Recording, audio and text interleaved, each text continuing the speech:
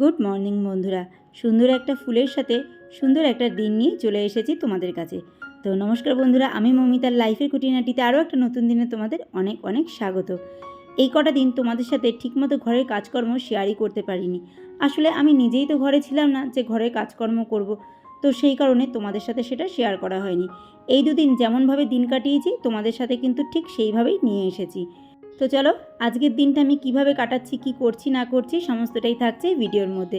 তো ভিডিও ভালো লাগলে অবশ্যই একটা লাইক ও কমেন্ট করো, আর যদি একটু বেশি ভালো লাগে তাহলে পরিবারের মধ্যে শেয়ার করে চ্যানেলটাকে সাবস্ক্রাইব করে আমার পাশে থেকো। এখনও কিন্তু আবার আমাদের এই ঘরে শোয়া শুরু হয়ে গেছে।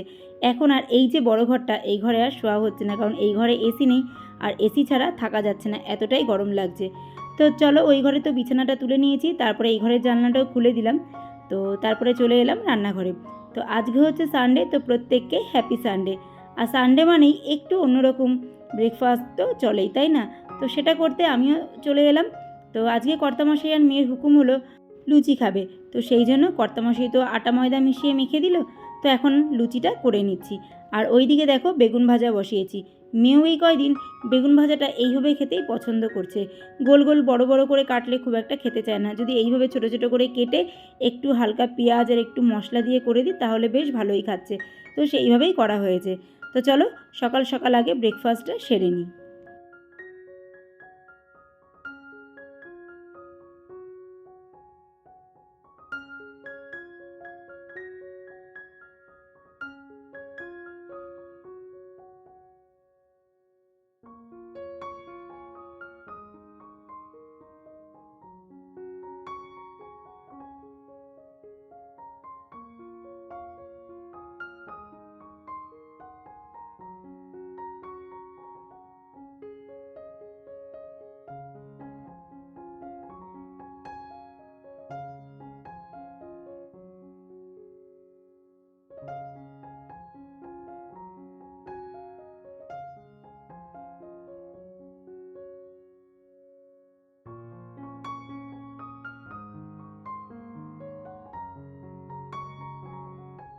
আজকালের মধ্যে মেয়ের স্কুল খুলে যাচ্ছে, তো মেয়ের খাতা বইপত্র সমস্ত কিছুই কভার চড়াতে হবে।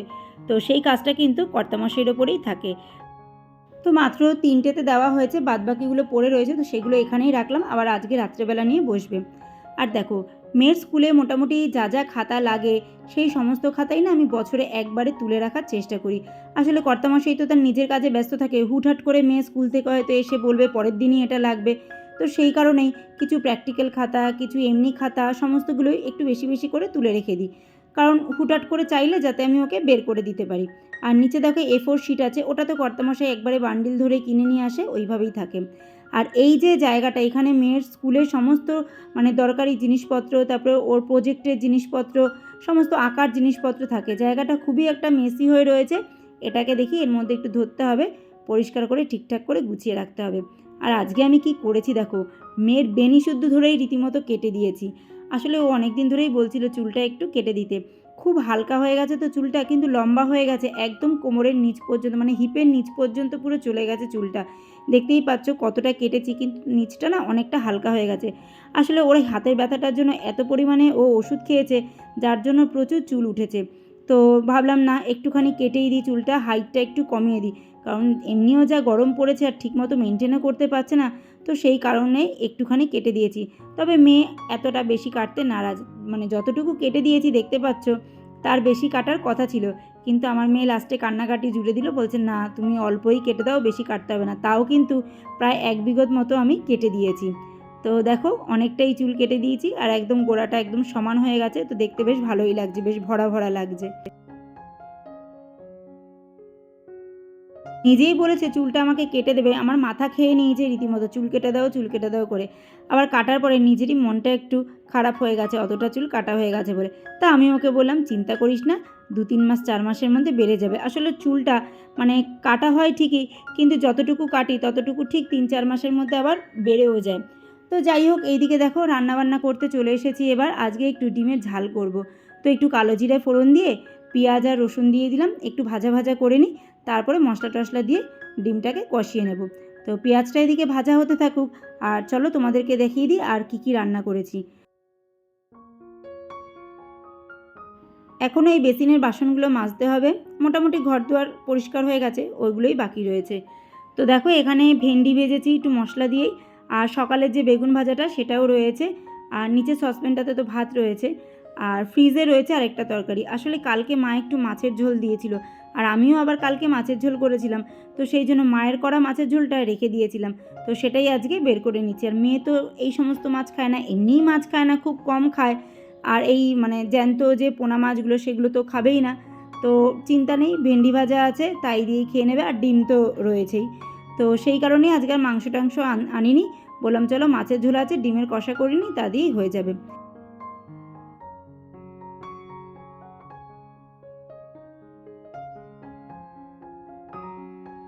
টমেটো দিয়ে দিলাম, দিয়ে এর মধ্যে কয়েকটা কাঁচা লঙ্কা চিড়ে দিচ্ছি, একটু ঝাল ঝাল হলে ভালো হবে। আসলে ভেবেছিলাম ডিমের ঝোল করব, কিন্তু এই যে মেয়ে বলল না অনেক দিন ঝাল খাওয়া হয় না, তো ঝালই করো। আর এটা খেতে না বেশ ভালো লাগে, আমার ডিমের ঝোলের থেকে ডিমের ঝালটা ভালো লাগে, কিন্তু কর্তামশাই একটু ঝালটা কম ভালোবাসে, তো সেই জন্য ঝোলটাই করা হয়। তো দেখো মশলা হিসাবে এখানে নুন, হলুদ আর সামান্য একটু লঙ্কার গুঁড়ো দিচ্ছি, ব্যাস। আর কোনো রকম কোনো মশলাপাতি দিইনি। তো এই দিয়েই আজকে রান্না হচ্ছে আমার ডিমের কারি।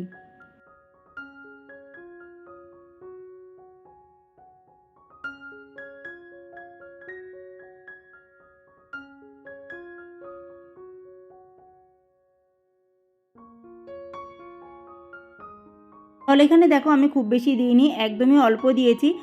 ডিমটা দিয়ে মানে যখন ফোটাবো, ফোটানোর পরে একটু গা মাখা মতো হলে আর কি নামিয়ে নেব। খুব যে ঝোল টোল থাকবে তা না, একদমই গা মাখা থাকবে, সেটা খেতে কিন্তু বেশ ভালো লাগে।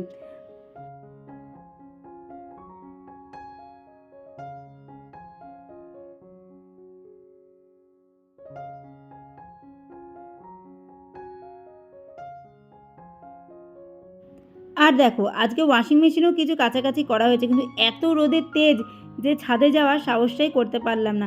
শেষে কর্তামশাইকে বললাম তুমি দড়ি খাটিয়ে দাও, আমি ঘর দিয়ে মেলে দিই, সেকেন্ডে শুকিয়ে যাবে।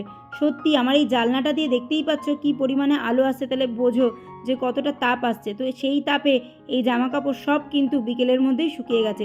এগুলো যখন আমি মেলেছি তখন কটা, 3টে সাড়ে 3টে মতো বাজে, আর 6টার মধ্যে তো একদম খটখটে আর কি শুকনো হয়ে গেছে। তো যাই হোক চলো এখন চা করতে চলে এসেছি। আর দেখো তোমরা খালি ভাবো সন্ধ্যের চাটা কর্তামশাই আমাকে করে দেয়, না, সময় বিশেষে কিন্তু আমিও চা করে খাওয়াই কর্তামশাইকে। এমন না যে শুধু কর্তামশাই আমাকে করে দেয়, হ্যাঁ, বাড়ি থাকলে তার চাপ না থাকলে ভালো লাগলে সেও করে, এমন না যে এটা আমাকেই করতে হবে কিংবা এই কাজটা কর্তামশাই মানে দায়িত্বের মধ্যে পড়ে তাকেই করতে হবে। ঘরের কাজ যখন আমরা যেমনভাবে পারি তেমনভাবেই করে নিই, সেরকম নির্দিষ্ট কোনো বাধ্যবাধকতা নেই যে তার কাজটা তাকেই করতে হবে, আমার কাজটা আমাকেই করতে হবে। আর আমার মনে হয় প্রতিটা সংসারের মধ্যেই এমন নিয়মটা থাকা উচিত যে পুরুষ মানুষ বলেই যে পুরুষ মানুষের কাজটা তাকেই করতে হবে, আর স্ত্রী বলে তাকেই যে তার ঘরের কাজটা করতে হবে, এমন কোনো বাধ্যবাধকতার মধ্যে সংসারকে আটকালে চলবে না। সংসারের কাজ সবাই মিলে হাতে হাতে করে ফেলতে হবে, তার মধ্যে দিয়েই ভালোবাসা বাড়বে। চায়ে বিস্কুট ডুবিয়ে খেতে কে কে পছন্দ করো? আমি তো খুব পছন্দ করি। তোমরা খেয়াল করে থাকবে আমি রাস্তায়ও যদি মাটির ভাঁড়ে চা খাই সেখানেও কিন্তু বিস্কুটটা জোর করে হলেও চুবিয়েই খাই, কারণ আমার চায়ে বিস্কুট চুবিয়ে খেতে ভীষণ ভালো লাগে। আর সেইভাবেই খাচ্ছিলাম, কর্তামশাই বলল প্যাকেটটার মধ্যে কিন্তু পিঁপড়ে আছে, দেখো আবার পিঁপড়ে না কামড়ে দেয়। তো খানিকক্ষণ নেড়ে চেড়ে দেখলাম সত্যিই বিস্কুটের আনাচে কানাচে দু একটা পিঁপড়ে ঘোরাঘুরি করছে। যেটুকু খেয়ে নিয়েছি তো খেয়ে নিয়েছি, আর কি করা যাবে। তারপর একটু দেখে শুনে ঝেড়ে ঝুড়ে আর কি বিস্কুটটা খেলাম।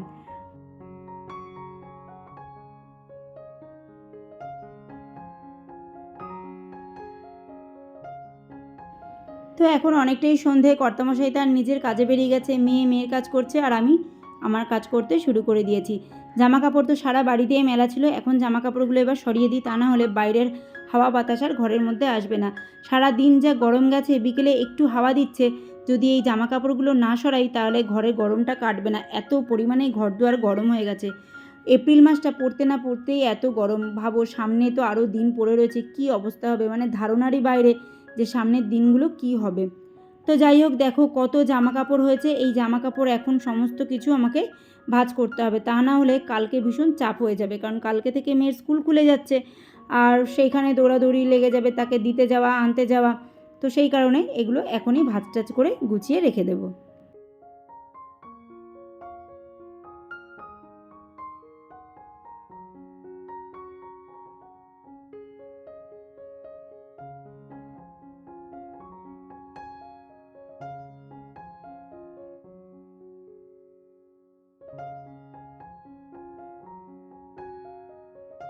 খালি বসে থাকতে একদমই ভালো লাগে না। আর সত্যি বলতে টিভি সিরিয়াল দেখার নেশা খুব একটা নেই, ছিল এককালীন খুব ছিল, কিন্তু এখন আর এতটুকুও নেই। তো চলো ভাবলাম যে না, ফ্যানটাকে একটু পরিষ্কার টরিষ্কার করে নিই। আর সত্যি বলতে পয়লা বৈশাখের জন্য নিজের ঘরকে সুসজ্জিত করে তোলার জন্য আমার এই ফ্যানটা পরিষ্কারও প্রয়োজন, আর তার সাথে এটাকে একটা সুন্দর রঙও করব। তো দেখতে থাকো, আশা করি তোমাদের ভালো লাগবে। হয়তো তোমাদেরকে পুরোটা দেখাতে পারবো না, যখন একেবারে সাজাবো তখনই তোমরা দেখে নেবে। তো চলো আগে এটাকে খুলি, তবে কিছুতেই খুলতে পারছিলাম না, লাস্টে মেয়ের বুদ্ধিতে কোনো রকমে এটাকে খুলি। তো তোমাদেরকে এক্ষুনি দেখাবো যে এটা খুলতে গিয়ে আমার কি কি প্রয়োজন পড়েছে। প্রথমে তো কাঁচি নিয়ে এসেছি, তারপরে আমি এক রকমের চামচ এনেছি, তারপরে মেয়ে এক রকমের চামচ এনেছে, তাই দিয়েই খোলা হয়েছে। আসলে স্ক্রুড্রাইভার সমস্ত যন্ত্রপাতি তো কর্তামশাইয়ের ব্যাগের সাথেই বাড়ির বাইরে আছে, তো হাতের কাছে কিছুই খুঁজে পাচ্ছিলাম না। আর এই যে দেখো, এটাকে একটা গোল্ডেন রং করব, কিন্তু কেন করছি আর এটা কমপ্লিট কেমন হবে দেখতে, সেগুলো তোমরা পরেই আস্তে আস্তে সম্পূর্ণ পরবর্তীকালে যে ভিডিওগুলো আসবে তার মধ্যেই তোমরা দেখতে পেয়ে যাবে। তো চলো আজকের পর্ব কিন্তু তাহলে এতটুকুই রাখছি, আবার দেখা হবে নতুন এক পর্ব নিয়ে। তোমরা সবাই ভালো থেকো, সুস্থ থেকো, সাবধানে থেকো। আর আমার সমস্ত ভিডিওগুলো দেখতে হলে চ্যানেলটাকে সাবস্ক্রাইব করে আমার পাশে থেকো। আর আশা করি তোমাদের ভিডিওগুলো ভালো লাগছে। তো ভালো লাগলে অবশ্যই কিন্তু যাওয়ার আগে একটা লাইক ও কমেন্ট করে যেও। তো চলো আজকের মতো টাটা।